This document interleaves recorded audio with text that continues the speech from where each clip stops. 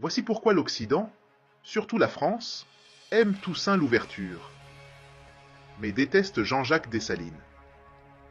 Dans la colonie française appelée Saint-Domingue, plusieurs révoltes d'esclaves ont éclaté entre 1791 et 1801. Mais un officier noir, nommé Toussaint Louverture, s'est rapidement fait remarquer pour ses talents de stratège. Il avait l'habitude d'offrir ses services à la France pour reprendre les territoires occupés par d'autres puissances européennes comme l'Espagne et l'Angleterre. En 1801, Toussaint Louverture rédige une constitution pour la colonie de Saint-Domingue, dans laquelle il se nomme gouverneur à vie, sans l'approbation de la métropole. Dans ce texte, il déclare que la colonie est autonome tout en restant rattachée à la France, mais il n'insiste pas sur une liberté totale des esclaves. À l'époque, Napoléon Bonaparte est au pouvoir, et il est furieux face à cette constitution. Il envoie son beau-frère, le général Leclerc, pour tendre un piège à Toussaint Louverture et l'arrêter en tant qu'officier français accusé de rébellion.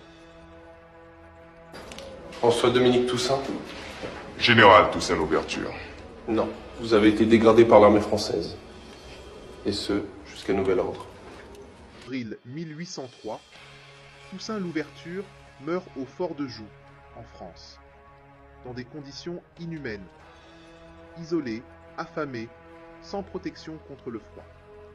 Contrairement à Toussaint, Jean-Jacques Dessalines voulait une indépendance totale de la France et l'abolition définitive de l'esclavage. Pour réaliser cela, il a dû éliminer tous les obstacles sur son chemin.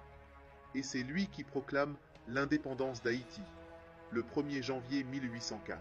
Jamais, sous le joug d'aucune nation, nous sommes libres et nous le resterons.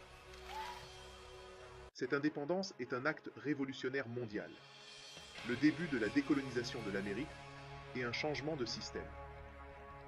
Mais pour étouffer son héritage, la France a propagé de fausses histoires, que Dessalines ne savait ni lire ni écrire. Il était un assassin, un exterminateur. Pendant plus de 20 ans, il était interdit de prononcer son nom, aucun hommage officiel ne lui était rendu. Et aujourd'hui encore, on glorifie Toussaint Louverture, en disant qu'Haïti aurait été mieux si c'était lui qui avait libéré les Noirs. Mais rappelons une chose essentielle. Jean-Jacques Dessalines est le seul, l'unique, le vrai fondateur de la nation haïtienne. Un homme savant, courageux et honnête. Partage si tu penses que son nom doit être réhabilité. Commente pour ne pas laisser l'histoire se répéter.